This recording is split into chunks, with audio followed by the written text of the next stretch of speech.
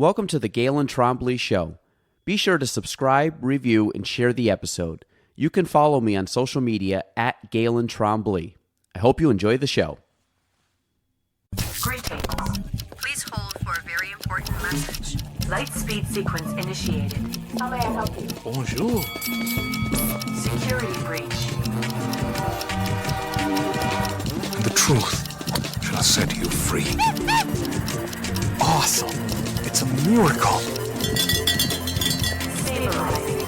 3, 2, 1. Mission complete. Thank you. Have a nice day. Cool. Okay. Welcome, everybody. This is episode 268 of the Galen Trombley Show. Just for listeners out there, I'm trying a little bit of a different thing here. I think most of you guys have known that I've kept most of the people or most of the guests on this podcast as local individuals that come in the studio. And I love that format. I love being in the room with people face to face and doing it there. But I'm starting to dabble, and definitely not a full transition, but you'll start seeing some guests from out of the area that are done virtually. The reason being, I've met people throughout the last handful of years, some really great people that just happen to be hours away or states away. And, I think a lot of them have good insights, good things that we can bring to people locally. And you kind of see how people think from different areas. And again, we're in a small area, so these people are in kind of a bigger pond than we are. So hopefully you guys like this format. Again, it's people that typically I know. Some people will be people that are new, similar to how I do it local. But my first guest today, which I'm excited, I've known Cory for a few years now, kind of in and out of the more the marketing space. He was doing some real estate stuff too on the marketing side. But Cory Stewart. So Cory, welcome. And before I butcher everything, I'll let you take it away as to who you are, where you came from, and what you actually do. So floor is yours. Of course. Yeah, thank you. Yeah, I was talking to you when I was a videographer, and I was with Dean Miller, which I still am, but we were more involved in the real estate side. But yeah, my name's Cory Stewart. I grew up on Long Island, New York. I now live in Fort Lauderdale, Florida. And I grew up in a small town. And when I was growing up, I was, doing random crappy jobs, pizza shop, Subway, all this other stuff. Nobody in my family was in business, but I always kind of wanted to be in business somehow. I always just really liked the idea of it. And I always kind of liked the idea of marketing. I'm not sure why, but I got into videography and photography when I was very young. Got my first little DSLR, and I started taking photos and videos with my friends, and we would all private the album on Facebook, and we would run through it. And, I would edit these videos on Sony Vegas at the time, which I don't know if anyone will even know what that is, but it was kind of like the old Adobe Premiere. And I was in the local fire department. I thought I would be a first responder for a living. And as I was in the volunteer fire department more, I kind of realized that wasn't for me. And I always kept the camera with me for photos, even in the fire department. I'd like doing photos there and videos with everything we were doing there. I had a helmet cam, which we would bring to fires and stuff like that. And then I'd like to go back and edit the footage. And I was just always liked video. Eventually, I started listening to Gary Vaynerchuk. And I think you're going to relate with this a lot. And Gary was in New York. I was on the East End of Long Island, but not the Hamptons. People think Long Island is the Hamptons, but it's not. And I started watching Gary Vaynerchuk, and I saw him putting out this content. And I had this weird moment in my head where I was like, it's really cool that D-Rock at the time, his videographer, gets to spend time with somebody like Gary Vee, who's running this massive media company. And the way that I was looking at it was, I really think that I could film like that and produce that content. That was my first original thought, is that I feel like I could do that. Now, I didn't want to go try to work with Gary Vee. He was in Manhattan. I was on the East End. I was younger. I was 20 years old at the time. But I saw somebody who goes by the name of Ed Turney trying to create Gary Vee style content for a local all-women's kickboxing gym in my area. And I was kind of damn, I see what this guy's trying to do. And mind you, this was 8 years ago too, right? So this was nowhere near as popular, but I could tell he was trying to do the Gary Vee thing. So I sent him a message and I said hey man, can I come by? I just want to talk with you. And I went over and I said, I said, I would like to help you do this. And he said, well, I can't pay you anything. And I was like, I don't even care, man. Something tells me like this is going to be huge. You know what I mean? Like, Yeah. did you feel that like when you started watching Gary Vee, did you feel that like everyone was going to wind up doing that to a certain extent? Well, so the funny thing was, I got into real estate in January of 2011. May of 2011, I was introduced to Gary, and it was a keynote address that he did for Remax International. And I went to actually, Dean would have been at this conference, whatever. So we ended up watching this video, and I'm sitting there, and it was a great video. The guy had like pizzazz, and he was like, these were the old days, lemonade stand, driving around on his three-wheel bike or whatever, and big wheel. And he had kind of the old school Gary V, and it's like, God, this guy's great. Now this is Gary, like just fresh out of Wine Library. I mean, I think it started VaynerMedia, but it was very, very early on. And so I followed him all the way through. And then 2015, you could kind of see what he was building, and then it really started to take off, especially with the daily V's. And I started watching. I probably watched the first 500 or 600 all the way through, like every day they came out. And then it was around that time where I started emulating Gary. So I'd probably say 2015 or 16. But at the time, you could tell, like, okay, this guy's got something, and this is new, and I could see how my litmus test a lot of the times is, what am I getting attracted to? What's catching my eye? Not that I'm a subject group of one, but I typically find that if something's drawing me in, or I find that my habits are starting to change in a certain way, other people's habits are changing that way. And I'm really open to, hey, kind of don't reinvent the wheel, follow people. And that was just something I found with Gary. And I mean, he helped me out tremendously. And we were speaking off air that, he was kind of the godfather, I think, of all this new wave. So Yeah, he definitely changed my life tremendously. And so I started doing some of the work with that martial arts studio, the Kickboxer, and we were just creating vlog content. And this was like the first thing that I ever did, like more business wise, where it was marketing, where it didn't feel like, okay, I'm going into work, I'm going to punch out and then I'll leave, I'll get my, weekly paycheck for minimum wage at the time. It was like the first thing I did where I was wondering, like, is this going to like have an effect, like a bigger effect than the actual time that I'm putting into it? And so that was a really interesting experience for me because I've never experienced that, and nobody in my family was in business. So I never really was taught, like, hey, if you nurture things and you water this grass, like it can become this big thing. It just wasn't really spoke, it wasn't a conversation amongst my family. And so we started marketing. We started making videos of the people who attended the gym, and then we started doing vlogs for Ed, the person who owned the gym. And this blew up very quickly, like spread like wildfire.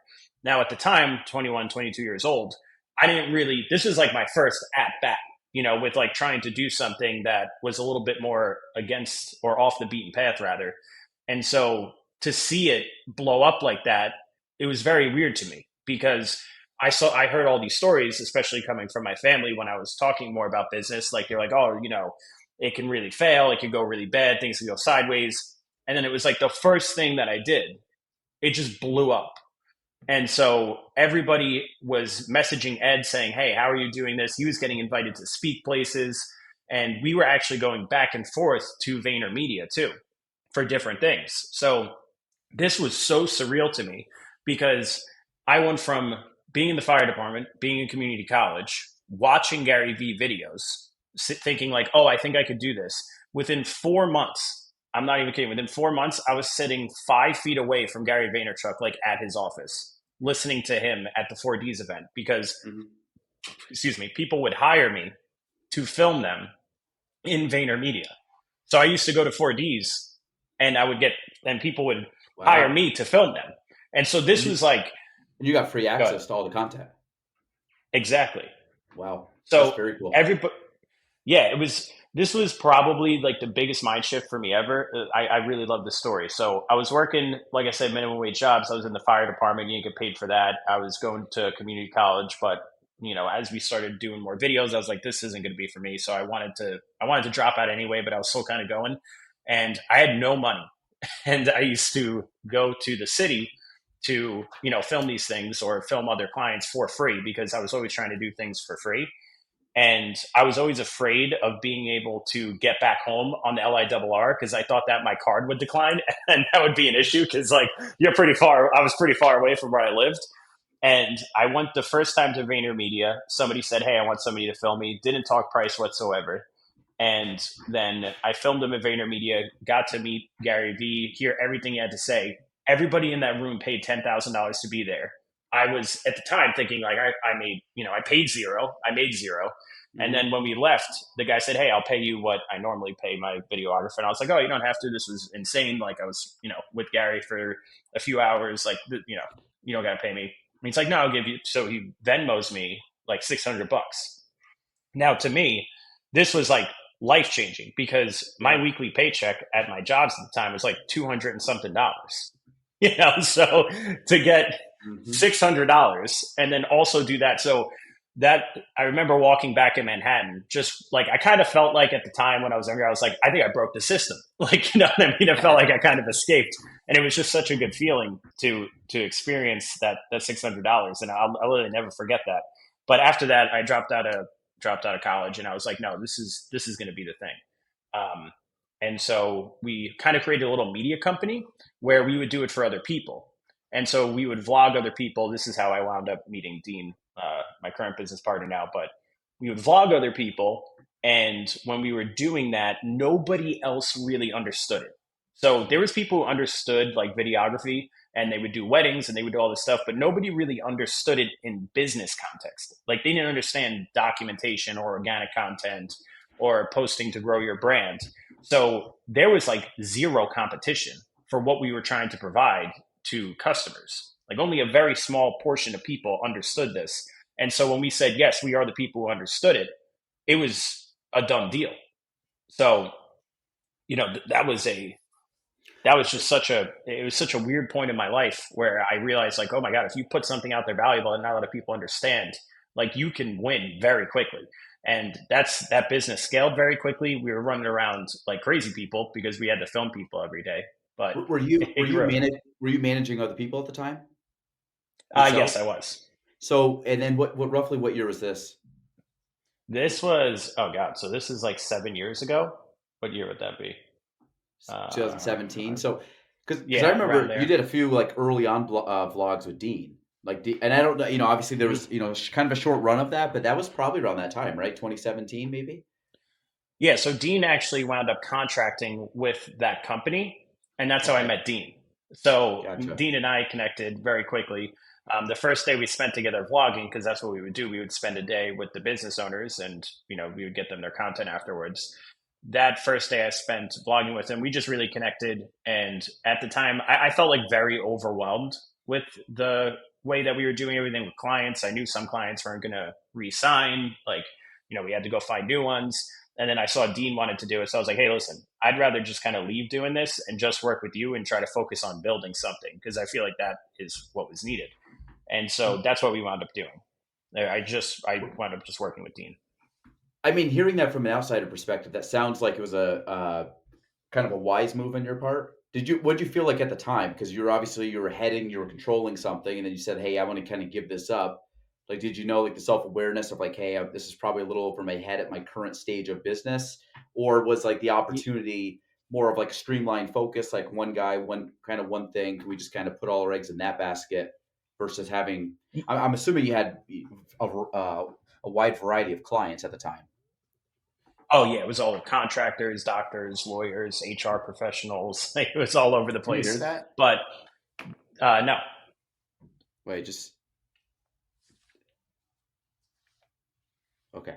Good. Wait, can you hear um, me? yes, I can. Can you hear me? Yeah, I have stuff going. Okay, we're good. We're back. Oh, okay. Okay. It, there's potentially some construction.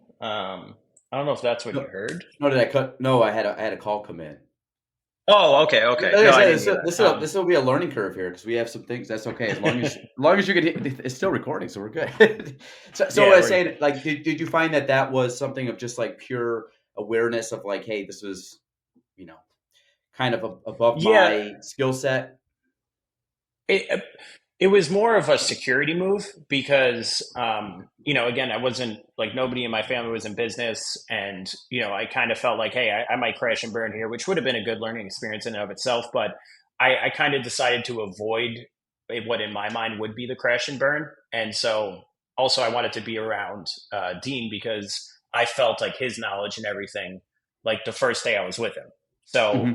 I actually we wound up having like a more general conversation about business and about life than I would with my other clients. And so I knew I had a lot to learn from him. And so that's why I decided to make that move. I would say yes, it was there was definitely like a surprising amount of self awareness made with that move, especially with Yeah. considering how like young I was at the time. But I think the main benefit I had at the time was that we didn't like grow up with money. So like the winning in business thing was really more so I just wanted to put something out there that other people liked. Like that was my main concern. It was never Hmm. like the money. It still isn't, but that's how I always felt about it. It's like I just wanted to be like winning at this thing that nobody in my family really like won in, if that makes sense. Yeah, yeah, absolutely. So when you and Dean, obviously you guys started working on the real estate, and I guess where did it develop from there? I mean, obviously I know there's been a couple different avenues, couple different shifts, but how did that kind of all grow or evolve over time?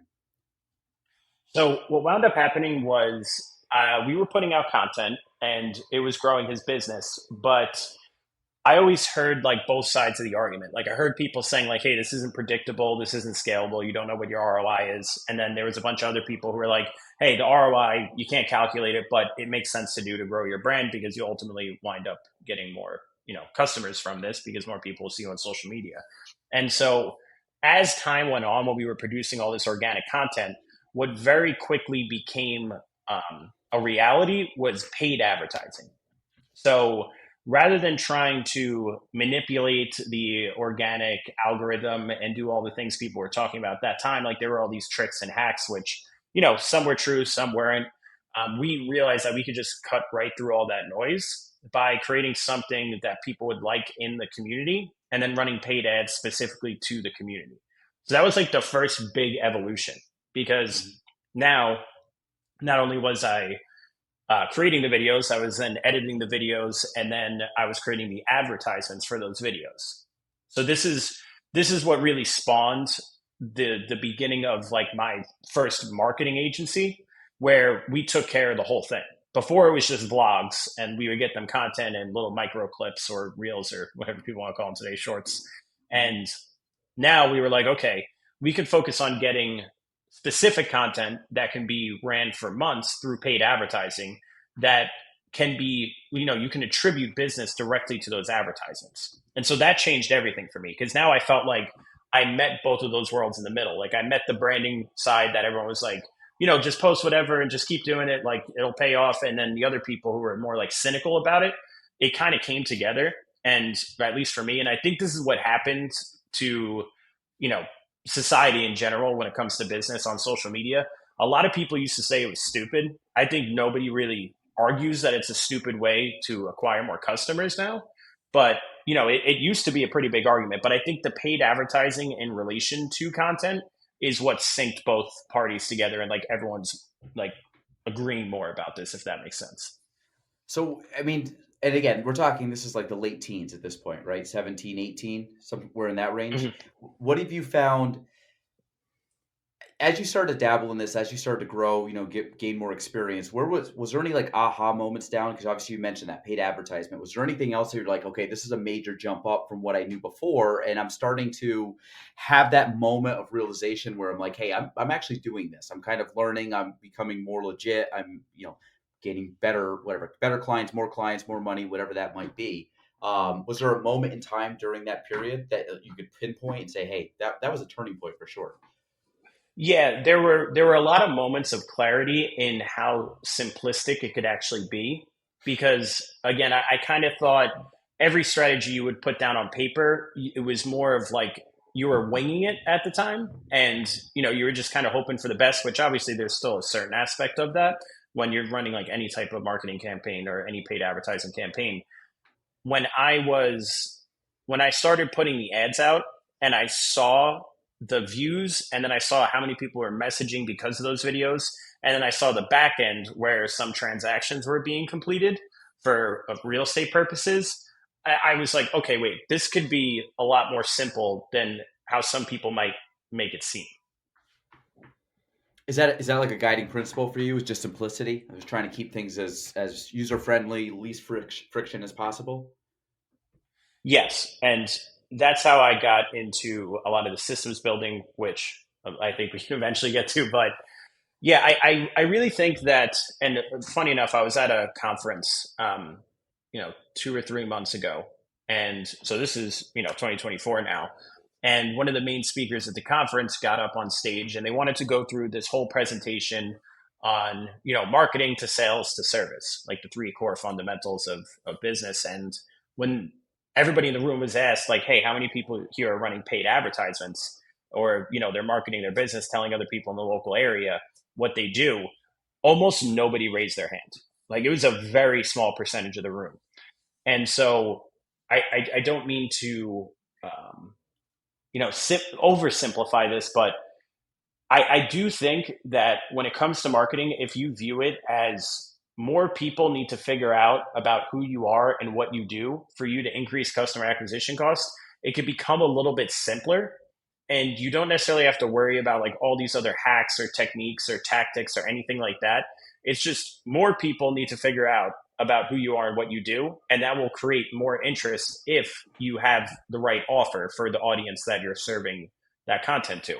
So like, even that starts, towards the tail end of that starts to get a little confusing. But I just think across the board, most people just aren't even marketing, essentially. Like, most small businesses aren't even marketing. And so I think the simple approach wins.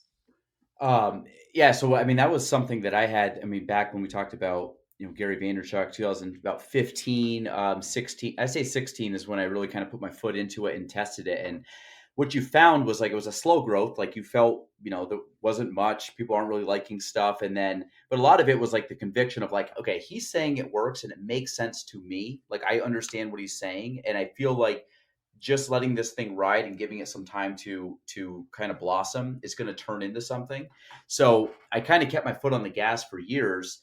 And then there was a point where it was like kind of that flywheel. Things just kept building. Things got, the momentum every month, every year, the momentum just kept building and building and building and became easier. Then I started to have clients coming to me and then starting my brand out there.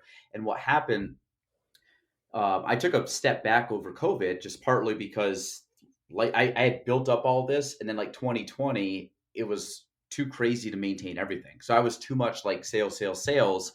And then what happened was taking a step back, and we were kind of discussing before to kind of build some back end systems and be more operational the last couple of years. My brand has still allowed me to maintain. And even though I'm not doing the as much, I guess, outbound as what I was doing before, what I was doing before had built up so much that I've kind of been able to, even though it's kind of dipped slightly, I'm still relevant. And that kind of proved to me that, hey, on this next iteration, which hopefully is coming soon, I still have something to build off of. I'm not going back to square one. You're not doing all the heavy lifting that we did in 16 and 17. And I think some of that, along with, kind of learning from, different people. And, obviously, like I said, Gary's kind of was my first mentor in this regard and has led to, kind of the rabbit hole of other great people that are good at this stuff and changing directions. But again, really at the end of the day, it's kind of taking that approach of just being consistent over time and just building that up, and just eventually people know about it. So like you said, more eyeballs, more attention, and then basically domino effect all the way to the back end of hopefully some more in or output for whatever you're trying to measure against. Yeah. Now, Oh, go ahead.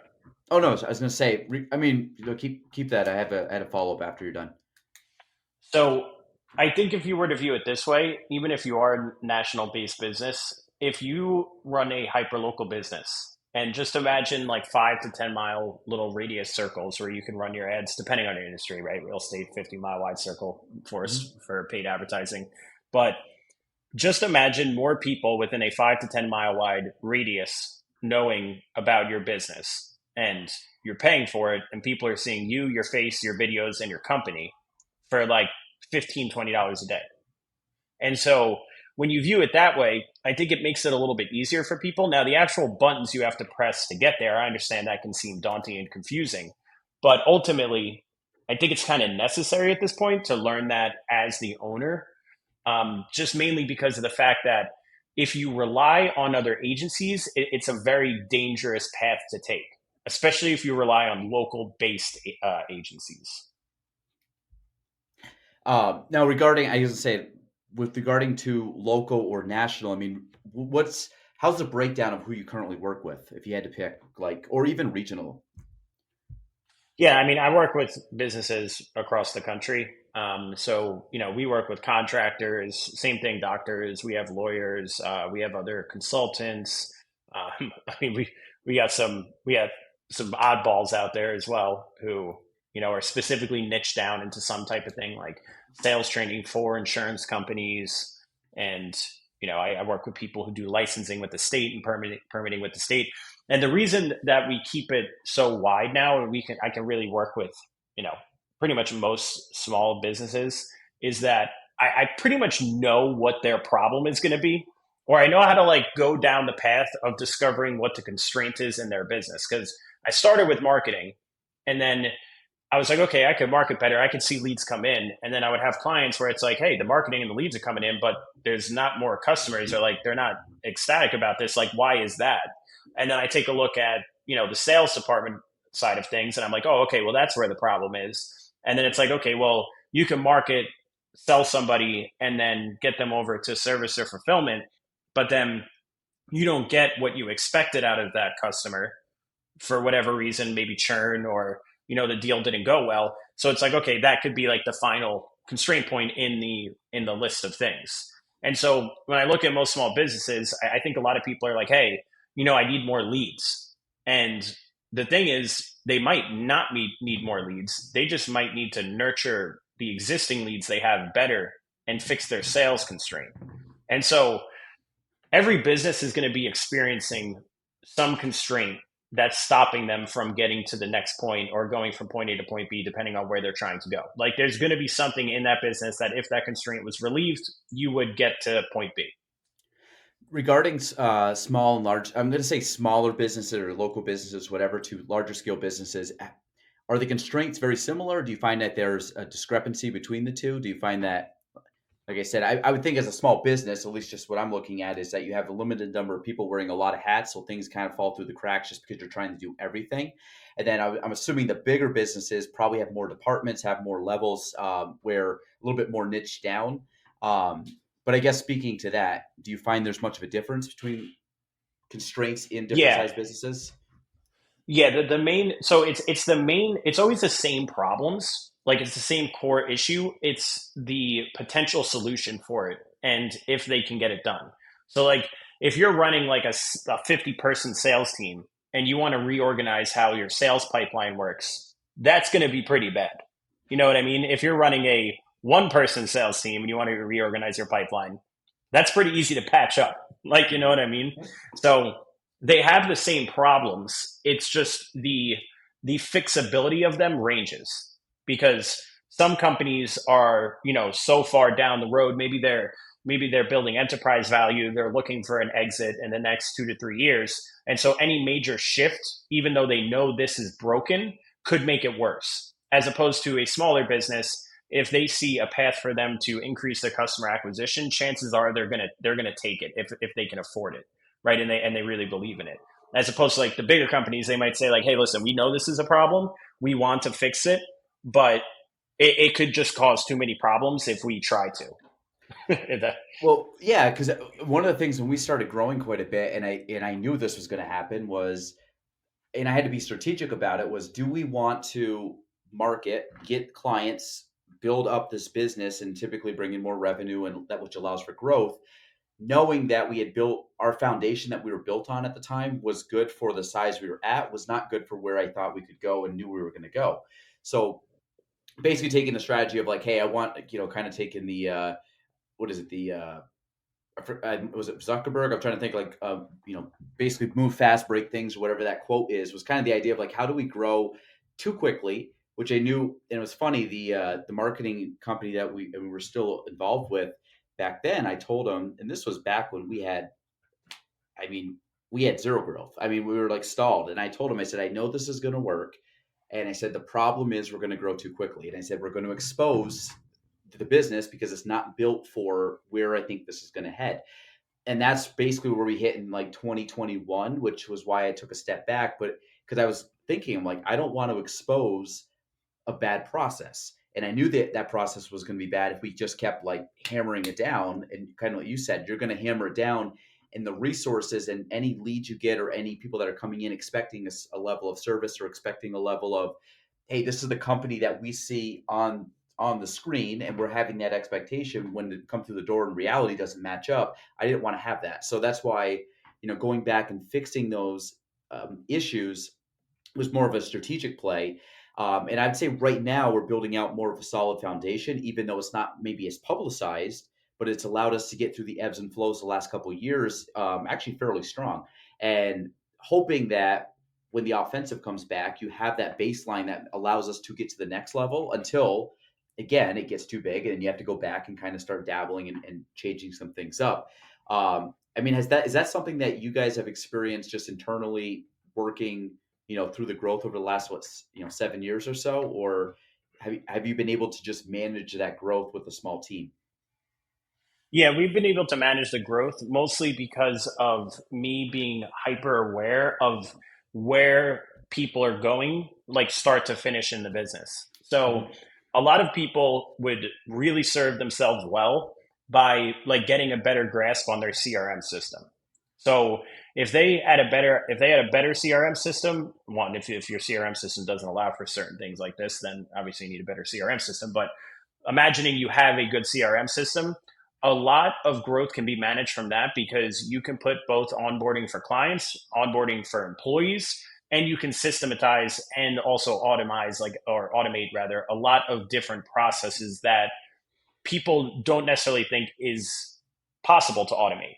And so if you have your marketing being tracked and you have your attribution being tracked, and then you have a sales pipeline and you have stages within that pipeline that nurture a prospect based on what stage they are in your sales pipeline.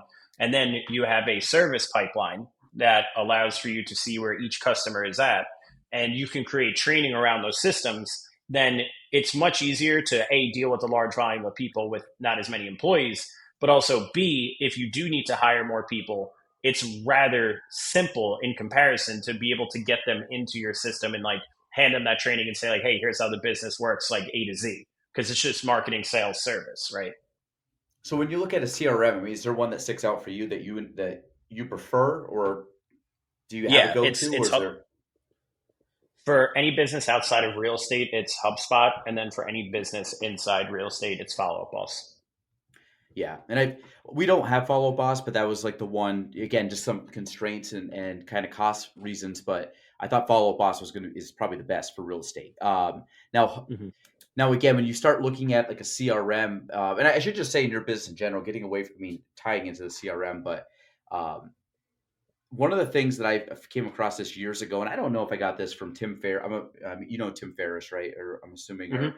so he was always someone I followed way back, and then it kind of led to a couple other people, and I came across this thing, and I think the guy's name was Rory Vaden, kind of, I guess, coined it. I don't know where it came from, but the focus funnel, where it basically starts off with like an eliminate, automate, delegate, and if it gets all the way to the bottom, you either do it or kind of procrastinate till later on. How much do you follow through on that with the eliminate, automate, delegate? Because you talked about automation before, but when you're looking at Hmm. systems, I try to put most things through that. So can I just get rid of this? Can I stop doing whatever this task is in general, or stop having someone else do it? And then obviously the next thing to do would just be to automate some level of the business where it's just set it and forget it. How much do you focus on that, either building that out, or how much do you already have that it's like we're probably 90% automated?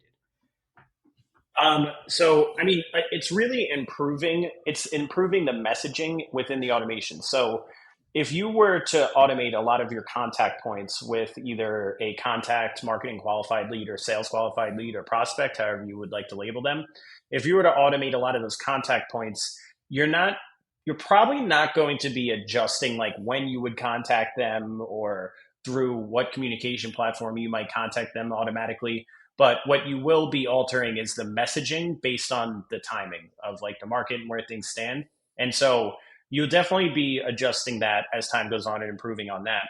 As far as delegation goes, yeah, that's definitely a really big part of a lot of the companies we work with, because that's something you can mess up pretty bad on a CRM, is if you have marketing people on your team and then salespeople on your team, and then let's say you had appointment setters and then closers on your sales team. Well, if you're assigning the wrong people the deal in too early of a stage, like that can get really messy. So that is really important. But I think the funnel idea is still something that, like, a lot of the things that I work on, even a lot of the business that I'm involved in personally and then clients, we still have a funnel aspect to it. But lately I've been focusing a lot more on a flywheel method, which Okay. is, pretty much based off of Amazon. So when Jeff Bezos was building Amazon, I forget who he met with. It was somebody at Harvard who was like very qualified for the conversation. I don't remember the exact story, but essentially what happened is Jeff had to decide whether or not he wanted to build a funnel or he wanted to build a flywheel. And so what a funnel for Amazon would have looked like is sending as much traffic as possible to Amazon, hoping that people buy, and then just continuously forcing people down that funnel. Or what he could do is focus less on driving the traffic into that funnel and more on creating such a good experience for people who are buying on that platform that they would also want to sell on that platform. Mm. And so what's interesting too is that an aspect of this, or at least in my own words, this is something that like Hermosi like talks about with his affiliates and referral partners, right? It's you're creating such a good experience for the user that they feel inclined to become a fan of you, which is the reason I'm attracted to that is similar to the whole brand idea, right? Because I like the idea of building a brand where people like who you are as a person and therefore do business with you. That can Mhm. cause some problems for enterprise value if you're hoping to exit a business in the future with key man risk. But in the same way, you can also do that in your service side. Sales is, you can do it. You can create a good sales experience for somebody, but sales is going to be sales to a certain degree, right? The service side of things, once they're through that whole operation and that whole pipeline, you're able to say, okay, I want to make sure that this person has such a good experience that they tell other people about me. And then that makes everything else easier, because then we can talk about this over the course of you know this podcast. But when you run all the numbers back, essentially, if you want to make more money, you either acquire more customers, or you increase the value of those customers. That's like the only two ways to make more business, to make more money in business, is either selling to more people or increasing the value of the people you already sold. Yeah, and that's the thing that I've tried to, kind of look at, and the thing with real estate, like I find real estate is a little bit tricky on a lot of things when it comes down to repeat customers. When it comes down to, you Mhm. don't have or the recurring revenue that you would see in other businesses, even as simple as finance or insurance, that they do have that recurring. So I find that that's difficult, and we're also in real estate's in a pricing model that is. And I took a course a couple years ago about pricing models, and one of the exercises of the class, they were like, how much does a sleeve of tennis balls cost? And they had four different prices. Okay, does it cost A, B, C, or D? And it was about 25, a quarter for each answer. And they kind of went through a few more. And it was the same thing. And the last one they said was, okay, gallon of gas, how much is it? Everybody raised their hand and got it correct because it's more of a known figure. Whether it's because you have the sign up on the side of the road or just because people have to fill up and everybody buys gas, not tennis balls. But real estate is more geared, or is more kind of in the gas level than it is in the tennis ball level. So I find that there is also that aspect where it's tough to have the customer worth more. Obviously, you increase the price point that you work with, but then it's like, can you charge more per deal with the person? And that's where it gets tricky. Or the idea of, okay, how often are someone buying a home? Unless they're an investor, you might work with a client once in your life, not because they don't love you, but because, hey, I found the home. I'm going to be here 30 years. I'm like, hopefully I'm not doing this in 30 years to sell the home at that point. So, I find that, or I guess on your end, do you find, different businesses obviously have a little bit more flexibility there, can make a little bit more, I guess, decisions based on that, and some are a little bit more tight handcuff. You mentioned some of the industries, especially that have a lot of, what's like the financial industry. There's a lot of legal stuff you have to kind of contend with. I mean, do you find that that is really a sticking point? Have you found ways to work around certain aspects or certain industries? Yeah, so real estate is a good example for it, just because I have a lot of context on it. So in the case that let's say, let's make up a hypothetical scenario. Let's say you couldn't increase the value of your customers, which, in real estate, there would be ways to do it, but let's just say you can't. Well, then what you would want to focus on is reducing your customer acquisition costs for those customers. So you want to reduce the amount of money it costs you to acquire a customer. And so that's the other end of that equation that will help you scale a business. And essentially, like, we're getting into the weeds now, but almost, I really have not met a lot of business owners who will run this math in their business, but essentially what your customer is worth to you, let's say your customer is worth $1,500. The maximum it should really cost you to acquire that customer is $500. And so the lifetime value to customer acquisition cost ratio should be 3, meaning that if I go out and I go to, let's say, anywhere, it doesn't matter. I'm just using Facebook ads as an example. But let's say it's like, okay, if I spend $500 on Facebook ads, I'm going to get one customer that's going to pay me $1,500. Well, you need the first 500 to get the customer. You need the second 500 to get the second customer. And then the third 500, that's what you put back into your business. And realistically, you want like an 8-to-1 return. So if you're selling something for $1,000, you would want to sell it for, or if it costs you $1,000 to acquire a customer, you want to figure out how to make $8,000. If you're selling something for $500, you would want to make closer to $4,000, right? And that's where you can scale a little bit easier and quicker. And so when you run the math on those numbers and also do attribution to figure out how much it's actually costing you to acquire a customer, you'll get a lot of data that a lot of people don't have. So it's kind of like, okay, if you were going to get a $15,000 commission check, I mean, most people in the real estate world would say hell no to paying $5,000 like to acquire that customer. You know what I mean? Because they're not thinking about the math. But I would say, to answer your question more specifically, in the case that you're in like the real estate world, or there's other things like that, increasing your brand, right? So growing a brand will definitely reduce customer acquisition costs. That's for sure. I don't even really think that's much of an argument anymore. But a stronger brand will increase or decrease customer acquisition costs.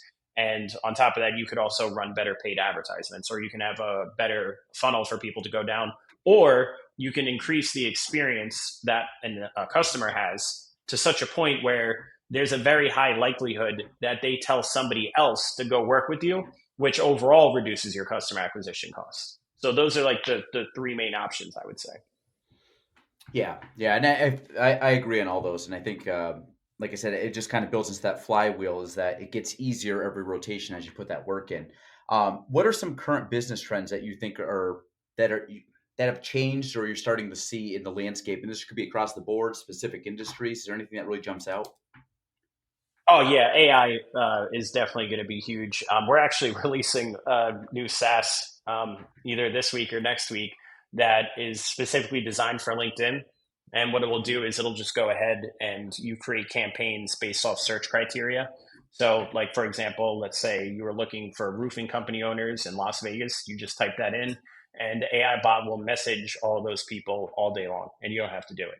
So that, I think, is going to become extremely interesting over the next couple of years, because the easier things become, this is the way that I've always thought about it, which has always been very hard for me to think about, but I think it's worth trying to think about. When you look at technology making things easier, for example, Facebook ads, right? If you were to try to sell that to somebody and said, hey, we're going to charge you $10 to $15 every day, and a few thousand people in your local area for your local business are going to see your face and see your advertisement. Does that sound like a good deal to you? Right? Like everybody would be like, yeah, that sounds like a really good idea. Like that sounds like a good deal. 10, 15, $20 a day, and you're going to show my face and like, if you put it that way, everyone starts to think it's a good idea.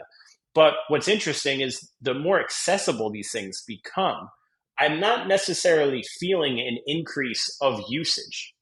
Like, you kind of get what I'm saying. In fact, what I usually see is people getting in, not tracking their customer acquisition costs, not, tracking attribution. So they, even at the maximum level of what I've really seen, maybe you have a local business who's running a bunch of ads. Well, what'll happen is they'll just look at their cost per lead and they'll say, well, this is a $50 cost per lead and this one's $10. So we're going to shut off the $50 one.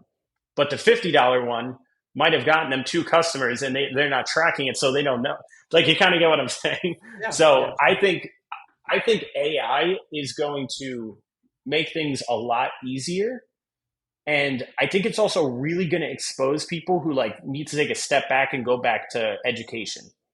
Like, if that makes sense, because you're going to be able to get something out there so quickly and you're going to be able to test it so fast that it's almost going to be scary.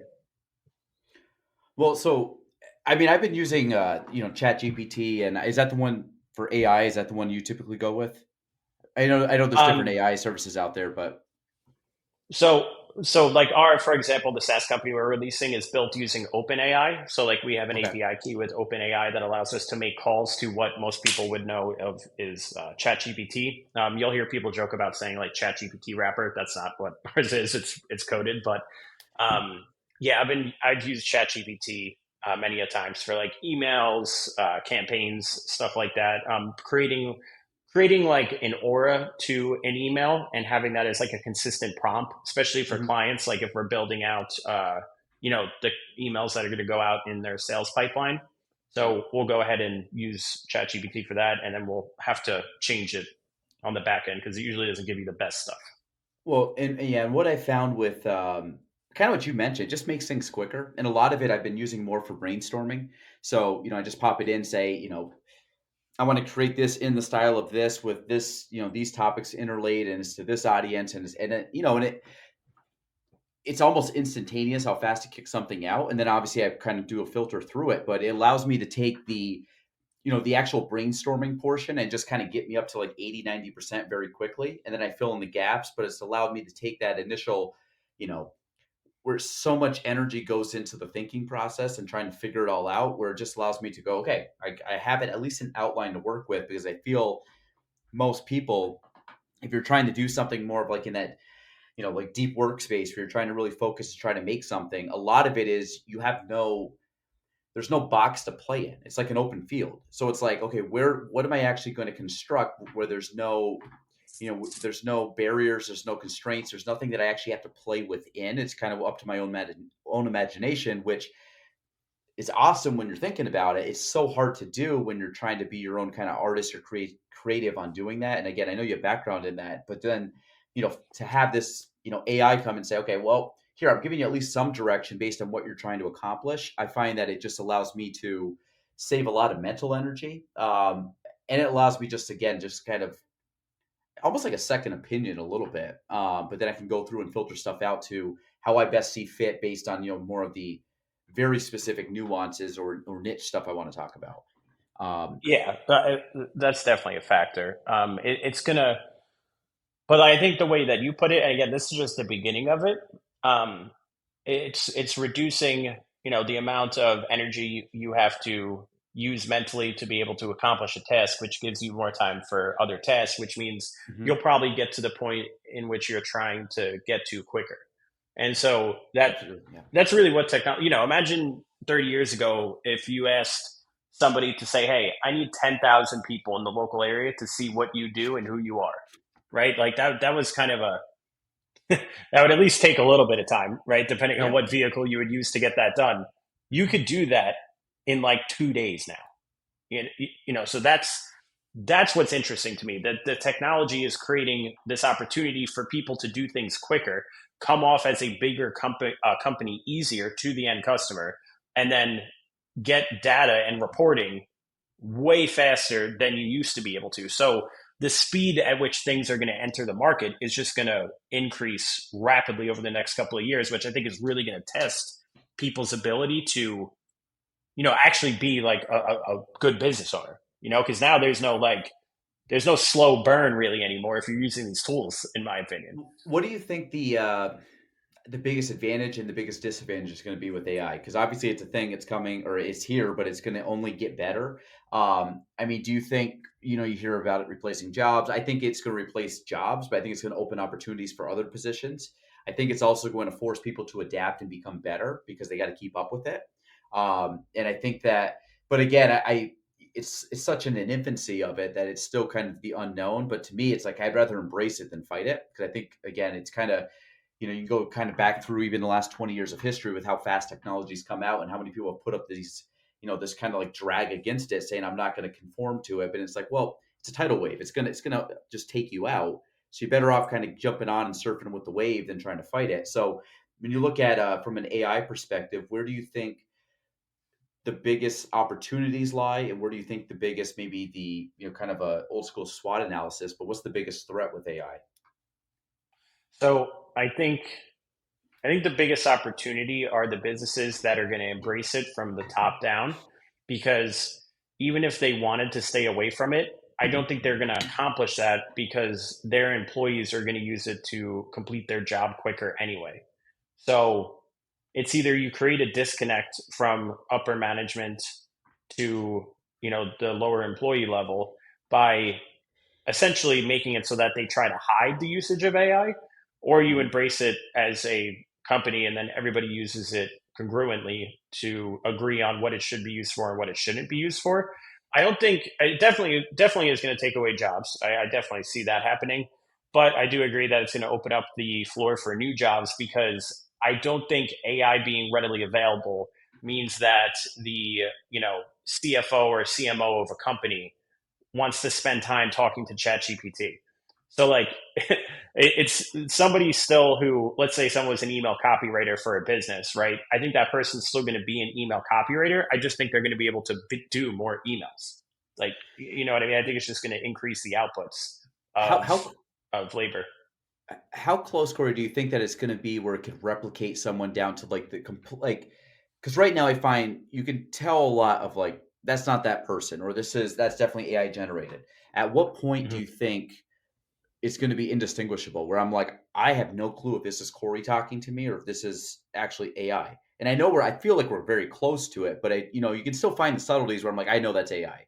And Yeah. especially in real estate, I kind of joke like everybody all of a sudden has become a wordsmith with descriptions of properties. Like, I mean, you look at these properties, I'm like, nobody's ever Yeah. wrote property descriptions like this. So Yeah.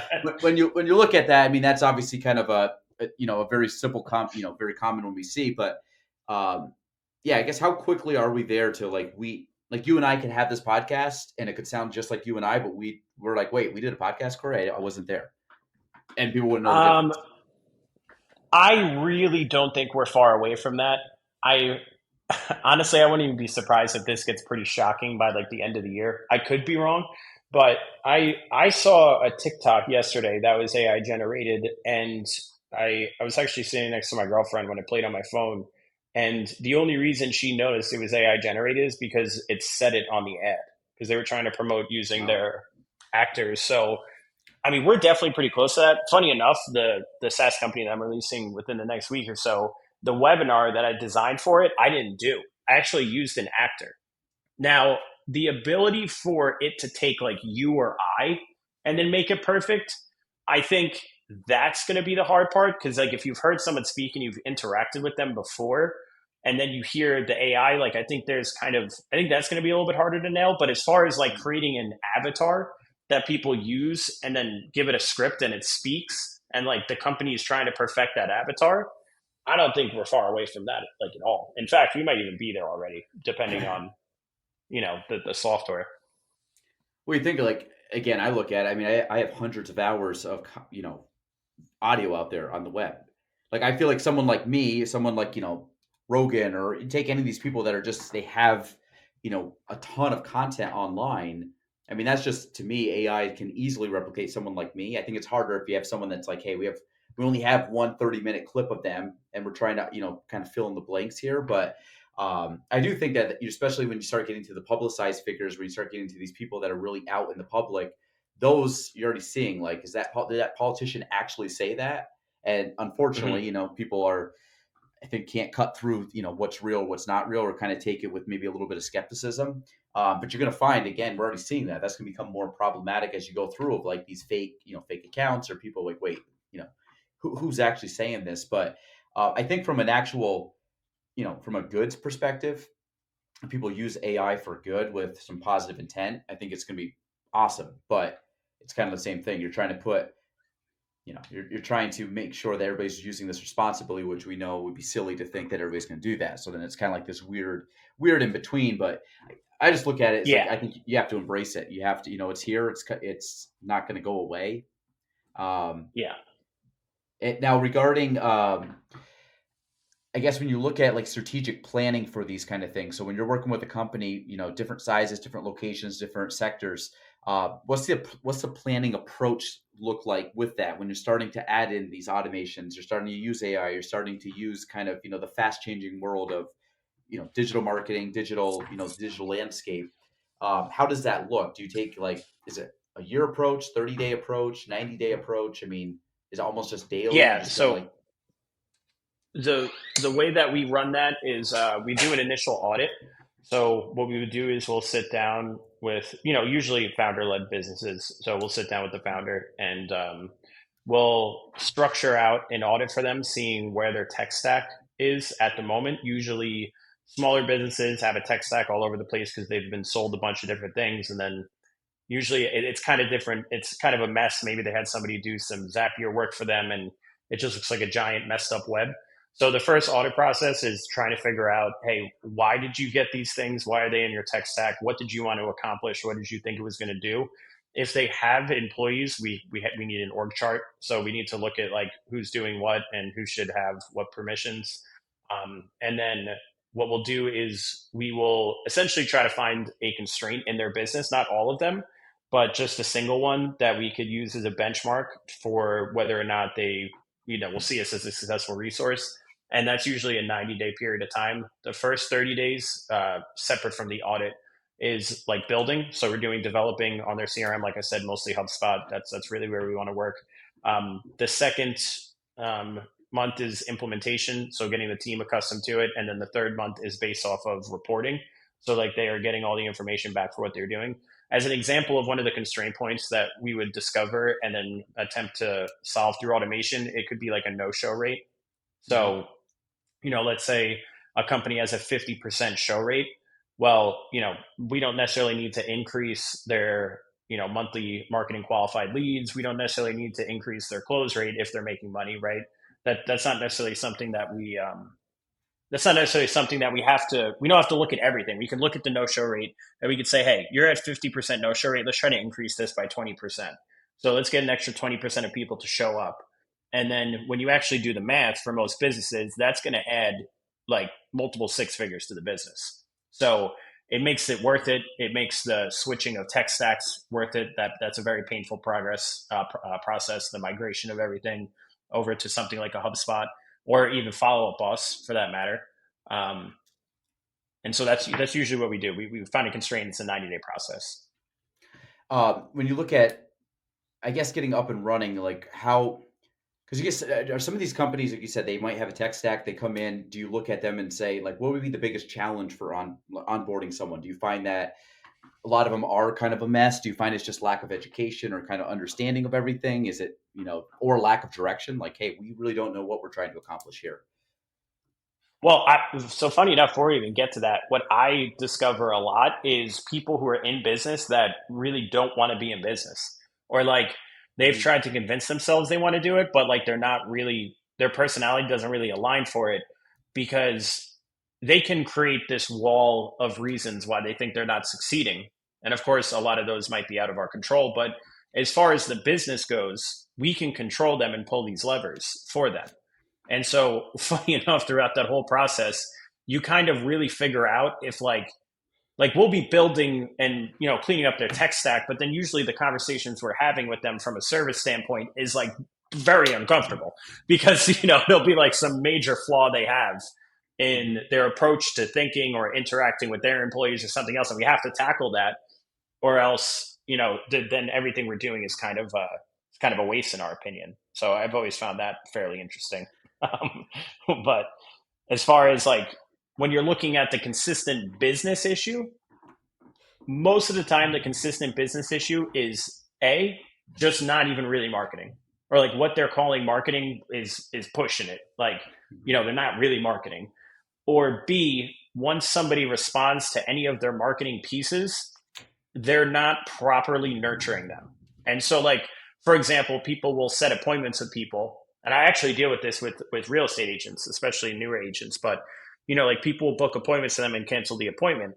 And then people want to blame the person who canceled the appointment. And obviously they are to blame to a certain extent, but from a business standpoint, or, from maybe a 40,000 foot view, let's really look at what happened.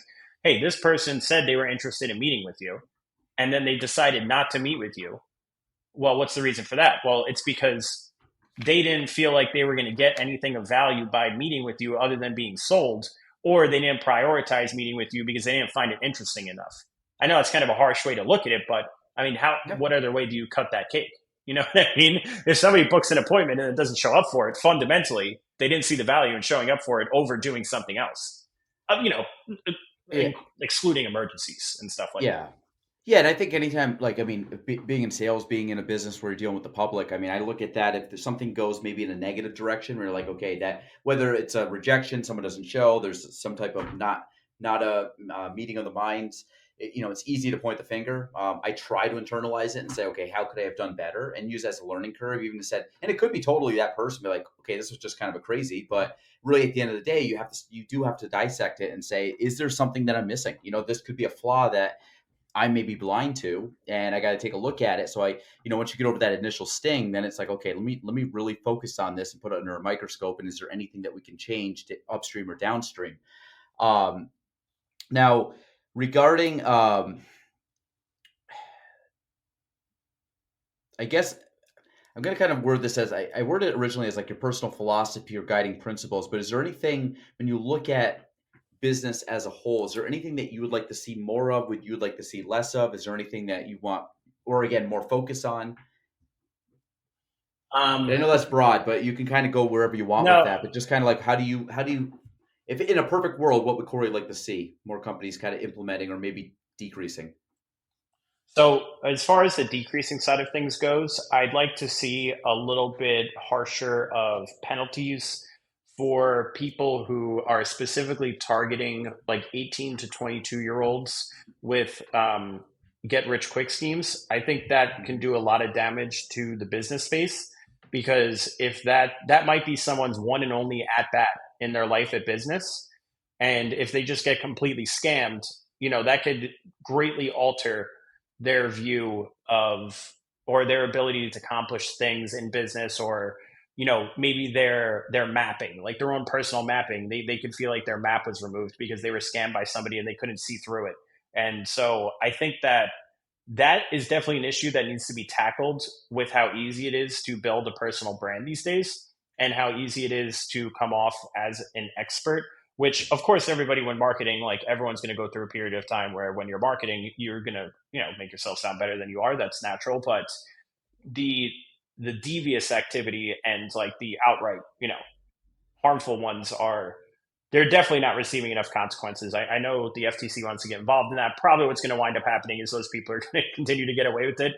And then like regular business owners who actually care are just going to get more regulations, which is going to suck because that's usually how anything goes. So I definitely like to see that tackled a little bit more, and having kids look at, you know, better resources. Um, I've met a lot of the people who are like business influencers, and a lot of them suck like pretty bad. And if you stay around like the real ones who are in the business influencer space, especially people with brands who they essentially try to attach themselves to, um, they they will tell you some pretty crazy stories about a lot of the people who have like a lot of attention.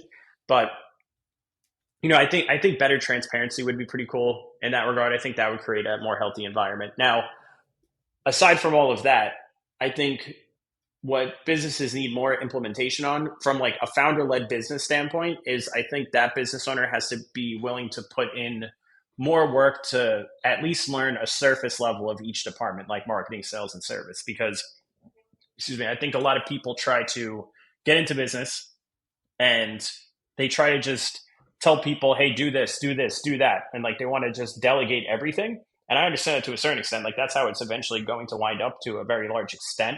But in the beginning, if you just keep trying to hire other people to do the thing or telling other people what to do and you don't really know what's going on there, it's very hard to like put out fires, right? Like if you have a fire and you don't even know where the fire came from, it's very hard to stop that.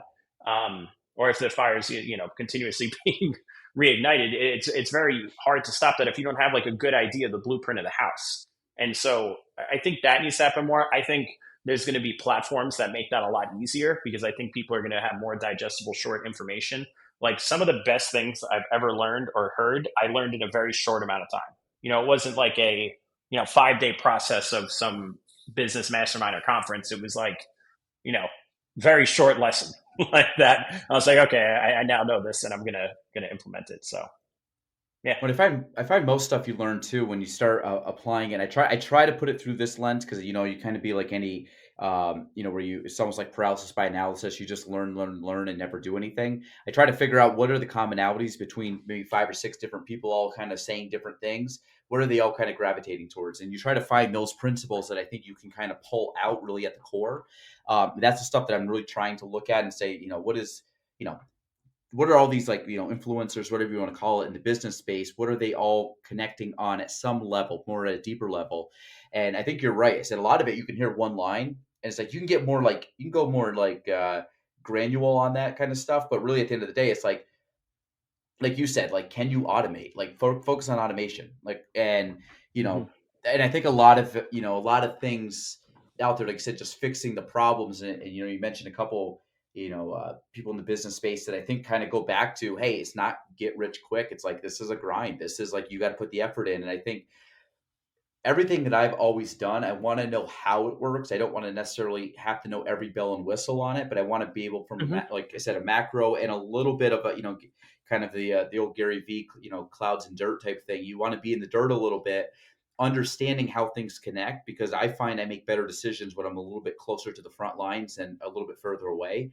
So a lot of the work I'm doing is still involved day to day, trying to understand it where I can apply it and have the competitive advantage on my end, where I wouldn't get if I was just directing traffic. And I think kind of having that balance, there's seasons I get pulled in different directions, but that's something I've always tried to do is just kind of keep my hands on the pulse of like, at least from the philosophy, you know, side of it. I know tactical side, that's a Google or a YouTube kind of thing away, or just hire it to someone that like this is all tactical stuff. But I do think that's Yes. important where people don't get too far removed from actually kind of either what got you there or having that understanding. Um, now, any, I guess, we kind of said this a little bit, but from like business trends. But when you start going from I guess more from like a tactical side, is there any trends that you're finding that are really starting to maybe fall away where like this used to be big a year or two ago, not so much, or even a couple months ago, and here's something we're starting to see more of, kind of come out as more of something we should keep an eye on or put more focus into? Yeah. So one thing that I've become very aware of is it's kind of a different spin on what I've previously mentioned here, but you have to pick the right marketing channels based off of the value of your customer. And so this is something that I've seen. I definitely think it's making its way to being cemented, and I'll try to give a very practical example. So if you're going to sell socks for $5, it's probably going to make the most sense for you to leverage organic content to get that done. So when you look at a new wave of TikTok shop, for example, and you look at people buying these pieces of clothing for 5, 10, 15, $20, and they're making all this organic content trying to push these products. And from a creator standpoint, they're trying to make commission. And then from the company that's producing it, they're trying to leverage creators creating UGC content, um, so that they can go ahead and move their product that way, which is also a cheaper channel, or a lower cost acquisition channel for them. And so if you're going to be selling, some type of high end service, real estate to be included based on your commission rates, of course, and anything that's worth a few $1,000s, you really have to know where you're going to be leveraging that. So you're probably not going to run, or it's probably not going to be the best idea to try to run paid ads off the bat if you're trying to sell a $10 pack of socks, right? Because you need to be able to acquire customers for like $3. And I mean, that's just rough numbers in terms of, without ever even diving into any of the numbers. So chances are what you're better off doing is going ahead and creating as much organic content as possible for free, trying to convince everybody on a platform like TikTok, who, that still has decent organic reach, or YouTube Shorts even, that has great organic reach right now. Like, trying to convince them to purchase it. You can upload as much content that you can make on your phone as humanly possible, and it doesn't cost you money every time you upload it. The same goes for other things, right? So if you're going to sell something for $10,000, it might not make the most sense for you to try to move that organically, because now you're going to need to build a brand, and you're essentially going to have to be able to figure out how to weave your way in and out of the organic algorithms to try to find the right customer for somebody who's going to purchase something for $10,000. Now, the alternative for this is that you can build a brand over a long period of time, but that's not like the best go to market strategy anymore, in my opinion. So, if you're going to want to build a personal brand, if you want to be the next Gary Vee or somebody of that nature, like, you're probably looking at, like, I mean, a minimum like 6, 7, 8 year like run with consistency to like really build a brand like that, to the point where if you sell something, all you have to do is like upload a post about it, and your customer acquisition cost is like 2 cents. You know what I mean? On whatever you're trying to move. So, I would imagine that whatever cost Gary Vee to sell a book is probably nauseatingly low because of the brand that he's built over time. But somebody who's just starting, that might not necessarily be the thing that they can try to accomplish. So I think picking the right channel for your model and your offer has become very important. And it wasn't like that a few years ago. I think that if you had something for sale for $10,000, it just made sense to go super hard on Instagram Reels and just really focus on that. Maybe you didn't have to worry about paid, and there just wasn't as much noise in there. And so you could filter through people a little bit easier. Now these platforms are essentially saying like, hey, you're trying to find the buyers for a $10,000 product, give us your credit card. Yeah. Well, and when you look at it from like a branding perspective, has anything like if you said, hey, listen, you're starting out, you want to build a brand, what's the like top 3 things that you would tell somebody? It doesn't have to be like micro, like kind of like on the macro level. Just focus on these things. And as long as they apply under these buckets, you'll be able to grow a brand over, that 7, 8 year period, or even over, a year or two, just from, trying to focus on it. Yeah. I would say just being like really authentic. I don't think that's changed. So I think if you're super authentic, people are attracted to that. You share your wins and your losses. I think people like that from a personal brand standpoint. Any hyperlocal business getting involved in the community, that'll blow up your brand. From a national based perspective, I think that being willing to talk about topics that have nothing to do with your business, a bit risky, but if you could do it in a positive light, I think that would be a huge benefit. Meaning like you're connecting with people based off of things that are separate from business to try to, filter in some more people. I think that's a good tip. Those are like the 3 main tips I would give. And then the obvious ones are like consistency, right? Like you have to do it consistently. You can't upload twice a week and expect something to happen. Unless you're like masterful at, doing something on the organic algorithm. But I think a paid advertising campaign for the businesses where their lifetime value of a customer justifies paying and using that channel or leveraging that channel for customer acquisition is probably going to be the best prescription for like a new business owner. Like, hey, if you're selling something that you can get away with using the paid advertising platforms to try to sell, you should probably focus on that, at least in the beginning, like mainly focus on that. Yeah, and I'll be honest, Cory, the 3 that we're going to kind of piggyback, kind of like your 4th one with consistency. I always did authentic, consistency, and then just kind of, I call it, community picks, but it's kind of more of like the cross promotion, getting involved with people that can also kind of cross promote. And that was just something I focused on for years, but I would say the biggest thing, authentic and then consistency. Now regarding, who are people out there right now that you're like, hey, because again, we both kind of grew up with the Gary Vee wave. I still follow Gary. I find that I've slowly gotten away a little bit from Gary in the sense of I find that Gary, nothing wrong with him, but I think Gary has kind of like led me down rabbit holes, and I've kind of gone down those rabbit holes. But he's almost like still he's still like the North Star, like kind of the whatever you want to call it, like I think all roads kind of lead back to Gary in some regards, but I end up going down rabbit holes with some different content creators, different business people. But is there anybody that you think that would help people like, hey, this person's doing it well. This person or group or whatever is someone that would be good to study and potentially emulate.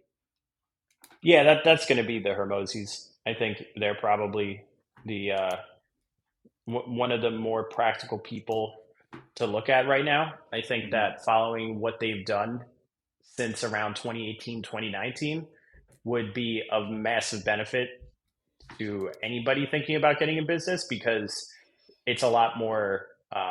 It sounds weird, but it's more modern. It's a more modern approach, you know. Yeah. And you can kind of see that they still leverage all the same things that they leveraged within 2018 to 2019, which is refreshing. And I'm not saying that Gary doesn't, but or he even should rather, because a lot of what Gary does now is at such a high level. I mean, his Mhm. company just got valued at $1 billion, Which is wild. so I don't Yeah. personally, my personal take is like, I don't listen to, like the Mark Zuckerbergs or the Jeff Bezos. I use them as an example while comparing like a flywheel model versus a funnel model in the Bezos situation or, anything like that. But, billionaires are so far away from where I'm at right now. It's hard for me to take their advice. Now, what I also think is interesting is I agree with you that Gary has always been the North Star, but, I think Gary's consumers, like the people who consume Gary's content around those years of 2016, 2017, 2018, I think that they've outgrown him in a certain regard, meaning his advice. And I Mhm. think Gary's outgrown his consumers to a certain extent, you know? Yeah. And, I mean, I think that's just how it is. But obviously, and funny enough, like, the transition here is interesting because Alex Ramosi actually put out a video talking about like, hey, don't look back at your old mentor and think less of them because you feel like you went further than them. Like they were there to guide you to the next point of the next person you'll listen to. And that video kind of hit me in the head. I was like, wow, that is true. It's Mhm. not that I thought less of anything Gary was putting out advice wise or practicality wise, but it definitely it was becoming very hard for me to feel relatable to him. And listen, the same thing's probably going to happen with Alex. Like Yep. I mean, I already have a hard enough time relating with him, but his advice is just so practical and down to earth that it makes sense. I mean, you know, this guy's probably a few $100 million away from, having completed what he wanted and documenting his journey to become a billionaire. But again, once someone's a billionaire, business wise, that's a very different game. Yeah, and a lot of times I try to go back to where they were at the start. So I like to see where they were in the grind and Mm-hmm. where they were kind of those early years because obviously when we end up catching wind of them, it's kind of like saying hey, buy that stock. But if you hear about the stock, it's too late. It's one of these things. Like these guys are already so far in the game, and they're giving back, which is incredible. Like I mean, the amount of free content.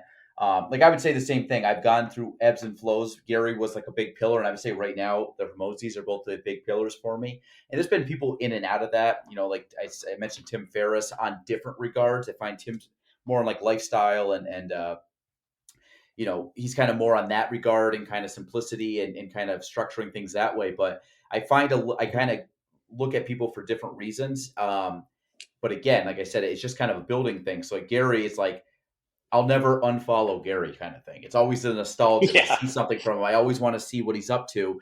My finger's not on the pulse with him like you. I mean, I used to follow him. I mean, daily. Like I was watching every video he put out religiously. Like that was my TV. And then, like I said, I don't know the last time I watched a Gary video. It's probably been a couple years, and nothing, no shade at him at all. It's just more of like, hey, he's allowed me to go kind of build that baseline knowledge to find what I like and what resonates with me more in a niche area. Now, regarding I guess like future projects, future plans. I kind of want to maybe stay with this for the rest of the way here. But what's kind of the Mhm. future plans and what's your like? What are you currently doing now? Where do you have your focus on? I know you mentioned the kind of the VA models. I know you mentioned is it Zipseo. I want to make sure I'm pronouncing that correctly. But kind of where are you focusing on now, and where you hope to go over the next handful of years? Yeah, so right now, what I'm focusing on is building businesses that have enterprise value, not necessarily for the sake of selling them in the future, but because what makes a business valuable is the same thing that makes it good to run. Like, you know what I mean? The reason somebody would want to purchase a business is because it's a good business to run. And so I think there's a very large difference between building a company to sell it and building a company that could be sellable. And I'm on the latter. And so my goals right now are building companies like Zipsio and, creating loss leaders like the virtual assistant offer, and then also engaging in some private equity ourselves where we're investing in businesses rather than charging them as a client. So we're making investments for the sake of equity and servicing them to ultimately help them relieve their constraints, usually, like I said, through systems and automations. And so we can ride out into the sunset together wherever that brings us. That's my main focus. Ultimately, I would like to exit a company within like the next 5, 6, 7 years. That's like kind of my goal for myself, because I just feel like I have too much context on, listening to people like Alex and doing everything like that. Like, I'd love to build an exitable company. It doesn't necessarily mean I want to build it to sell it, but I think just accomplishing that would be really cool. Like, simply getting the offer would be very enjoyable. Yeah. Yeah. So, Absolutely. that's my goal. And I want to help. I definitely want to help a lot more small businesses realize their constraints. And so right now, my main focus is like, okay, what products can I put together that aren't necessarily, a $30,000 service over the course of 3 months for companies that are doing, $2 or $3 million top line that need those constraints relieved. Like, what can I release for, people who, they're not there yet. Like, that's not what they need. And it's not what they should buy, but rather, a SaaS company like I've been working on, which is a AI bot that will message a bunch of people on LinkedIn what you do and who you are. And therefore you can get quicker feedback on changing things. You release that for $169 a month. That's affordable to a lot of people. And the value they get in return is at minimum getting a large amount of feedback in terms of what they're putting out into the market, rather than having to spend, you know, $10,000 a month on Facebook ads. So instead of $10,000 a month on Facebook ads, they spend $169 with our AI bot, and you'll get a lot of feedback or similar feedback. Because if you were to run at the start and run ads too, you're going to get the same feedback, which is probably going to be negative at the beginning, right? Because Yeah. you don't know how to market it yet. So I'm interested in doing stuff like that. And then I definitely want to get myself on school too, to at least a certain extent, and create like a curriculum that talks about marketing constraints, sales constraints, and service constraints, and how to relieve those constraints with automation. When you look at, I guess from when you think of ideas, Corey, so when you're like, hey, listen, this is the next thing I want to go into, what do you find that you have kind of I'm going to say like a hierarchy, and this might happen just, you probably haven't even thought about this, but when you think about what you want to do, can you pinpoint like thoughts that go through your head, maybe, Mm-hmm. um, uh, you know, I don't want to say characteristics, but ways, I guess ways that you just look at where you want to go next, and then is there any common themes of what you're actually trying to look for, or what you're trying to accomplish with any new venture that you go into? Yeah. So mathematically, what I do is any type of business offer that I'm thinking about putting out into the world, like one, I'm obviously going to make sure that that's going to solve some type of problem at a reduced cost than it previously cost to solve that problem. So I'm trying to solve problems for a lower amount of money, or solve problems better for a higher amount of money, like one or the other. But aside from all of that, like making sure that the product is good, making sure that the offer is there, and that the service is built, what I go ahead and do is I take my, I'm guessing, but I say, hey, I think that this is going to be my lifetime value of a customer, or for SaaS and software, it's ARPU, so average revenue per user. And I take that, I multiply that by the total number of customers within that market. So there's certain tools you can do and use to research how many people are in that market. So, like, for example, B2B sales training companies. So there's about like 120,000 B2B companies that, train for sales. And so if that's your niche down market and that's who you want to sell to, I would take, let's say you think you're going to sell $5,000 worth of services per business. So you times 5,000 times 120,000, and then you multiply that by 0.8%, meaning that's the amount of market you think you can capture. And if that doesn't equal 50 million, I don't do it. So essentially, the Okay. equation between um, my estimated lifetime value of a customer multiplied by the amount of people in that market multiplied by 0.8% of that market, if that doesn't act like equal 50 million, I don't really do it. from When you like use a the enterprise standpoint. when you what's the point eight for? What's why is that metric point eight? It's just a conservative amount of market share that Okay. is like somewhat realistic to capture through like social media, and that's Okay. coming from somebody, a really interesting person actually. He built HubSpot, so he built HubSpot from like the ground up, starting in like 2013, and so I don't have an explainable reason as to why that is, but if you were to run the numbers for other businesses that have exited and you use that math, it aligns pretty well with like their exit number, which I find very interesting. So I found it to be true if you Yeah. run the Yeah. numbers in different ways. So that's what I use. And so when you look at something, again, Zipsio, so Mhm. that's the marketing and sales optimization. That is part of the VA. Like that's going to kind of all be tied in together. Correct. Yeah. And So the way that we run it is it's a, like I said, initial audit, 90-day service, and then after that we will figure out if they would like a full-time virtual assistant to help them manage that as time goes on, or if they think there's somebody existing in their team that can solve that. But thankfully, with the virtual assistant, it's much more cost effective than having to hire somebody in the U.S. who would have like a good grasp on HubSpot. I mean that's a very high paid position. now, So is this going to be totally different than the business beacon, or is this like totally, the or is it the kind of like an business beacon evolution? has the business beacon has essentially morphed into Zipsio. So it's just like an Gotcha. arm of Zipsio. And so that is, we're going through the rebranding right now, doing everything right with the trademarks and all that Mhm. stuff. So that's been fun because from an enterprise value standpoint, you can't have messy trademarking. That's not And going to help. but all the math checks out on something like this when you run it through the algorithm or you run it through that equation that is this is an opportunity for Yeah. that. Yeah, it actually has a lot higher potential.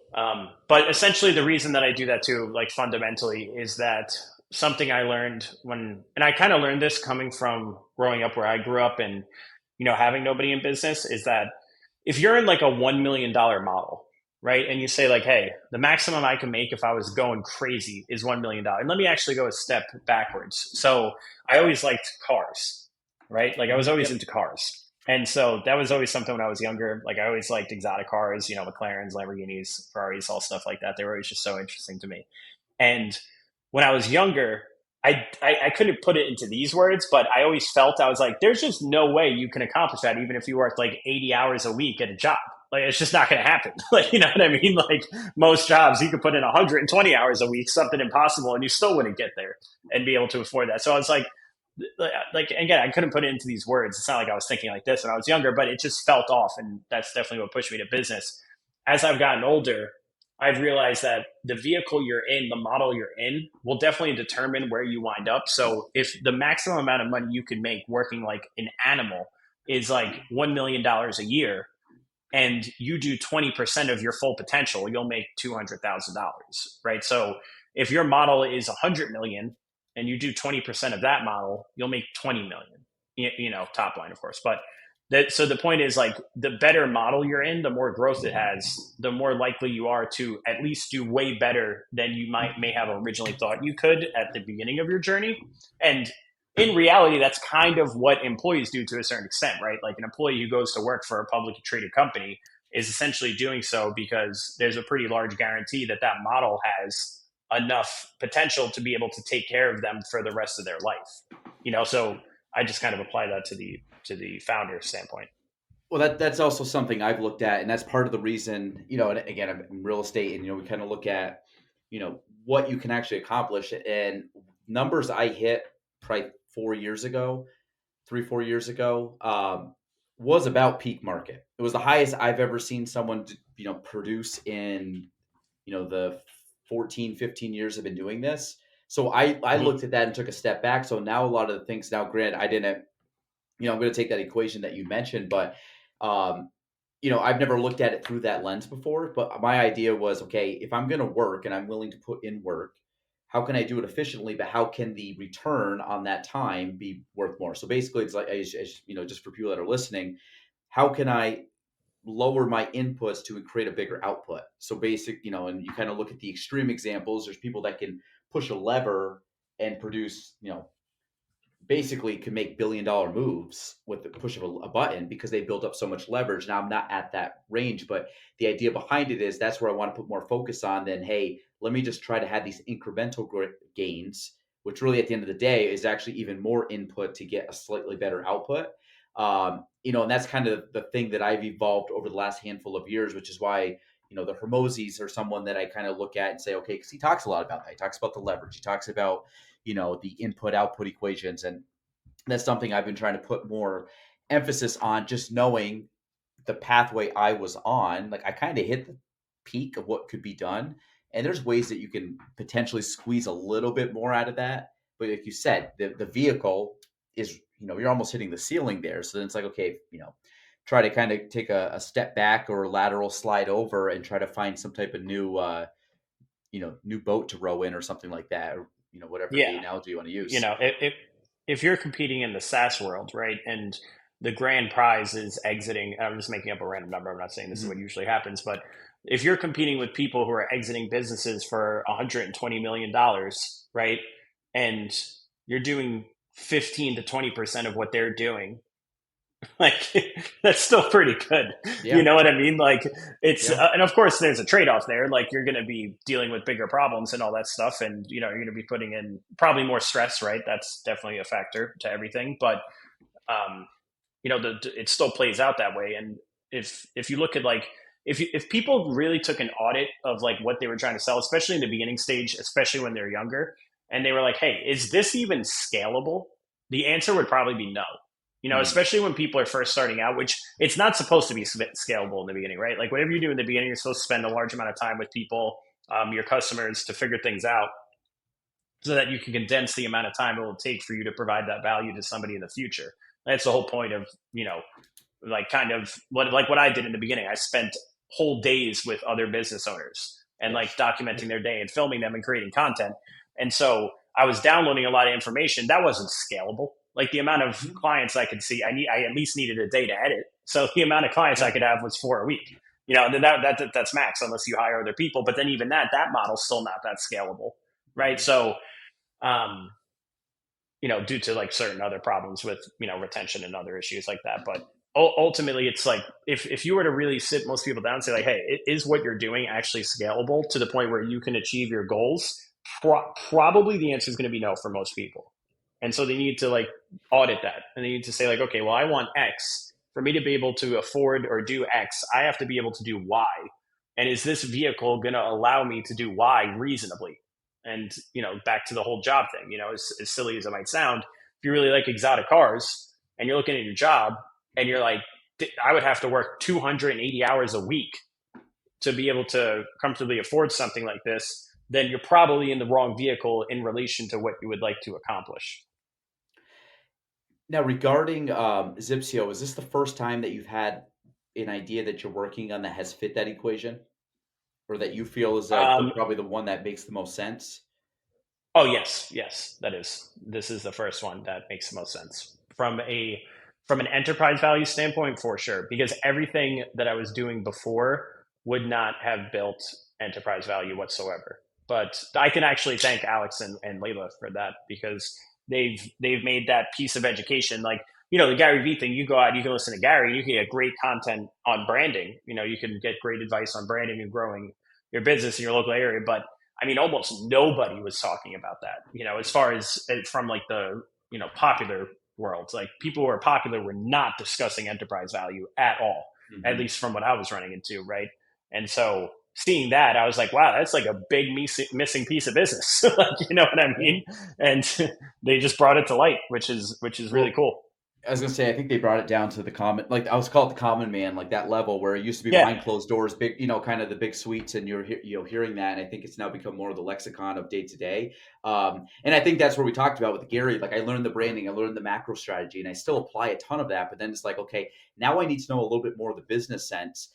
Which I know Gary has, but that's not really his brand to speak much on that. Where the Hermosis are like, hey, we're going to talk about brand, talk about actual tactics, talk about numbers and churn and CTV, or all the lexicons that I just never have heard of before. And I'm like, oh, okay, let me like look into that. What's that acronym that he's talking about? What's it mean, and how should I track it? And so, no, I think it's cool. And Corey, I guess last question I had for you before we wrap up here. If regarding, again, obviously you've been in this now for what, close to 10 years? Is that fair to Yep. say? So if Yeah. you had to Getting if close. you had yeah, if you had to look back and say, okay, Corey of 2024 speaking to Corey back, 10 years ago, what's some piece of advice that you wish you would have known or wish you would have said, hey, listen, if I could give you one or two nuggets that, you know, think about this over the last 10 years, anything come to mind? Um, I probably would have said kind of what I actually just explained. So I probably would have said to myself, like, hey, do a very strong audit of the model that you involve yourself in, you know, Yeah. and think about that in relation to what you would like to accomplish in the future. And like you really just I think a lot of people just kind of ignore that, and I was myself. But if you sit down and you're like, hey, how much of this would I have to do to get what I would like?